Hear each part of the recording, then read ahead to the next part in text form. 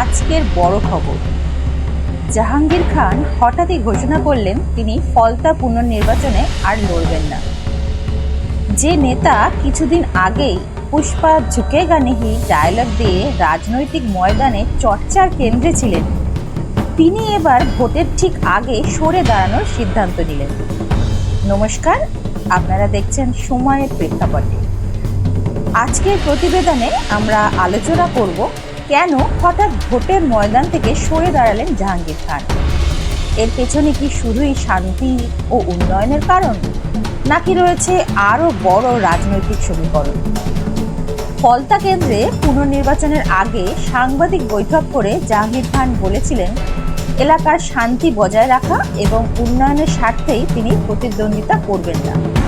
কিন্তু এই ঘোষণার পর থেকেই শুরু হয়েছে তীব্র রাজনৈতিক বিতর্ক। কারণ কয়েকদিন আগেও তার বক্তব্য ছিল একেবারে উল্টো। তিনি আত্মবিশ্বাসের সঙ্গে বলেছিলেন ঝুঁকেগা নেহি, আর এখন আচমকাই সরে দাঁড়ানোয় বিরোধীরা প্রশ্ন তুলতে শুরু করেছে, তাহলে কি শেষমেশ চাপে তার মাথা নত হলো? রাজনৈতিক মহলের একাংশ বলছে ফলতা কেন্দ্র নিয়ে গত কয়েক সপ্তাহ ধরেই প্রবল বিতর্ক চলছিল। নির্বাচন কমিশন সেখানে অনিয়ম ও গণতান্ত্রিক প্রক্রিয়া ব্যাহত হওয়ায় অভিযোগের পুনর্নির্বাচনের নির্দেশ দেয়।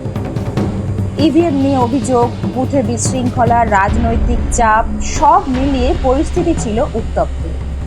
এর মাঝেই জাহাঙ্গীর খানের বিরুদ্ধে একাধিক এফআইআর ও অভিযোগ নিয়েও রাজনৈতিক চাপ বাড়ছিল বলে দাবি বিরোধীদের, যদিও আদালত তাকে ভোটে লড়ার অনুমতি দিয়েছিল।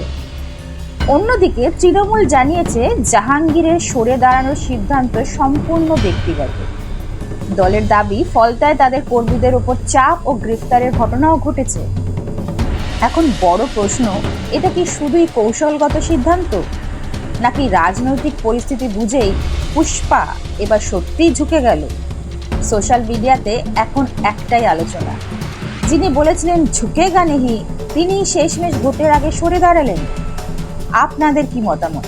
জাহাঙ্গীর খানের এই সিদ্ধান্ত কি সঠিক? কমেন্টে অবশ্যই জানান। ভিডিওটি ভালো লাগলে লাইক, শেয়ার ও সাবস্ক্রাইব করতে ভুলবেন না।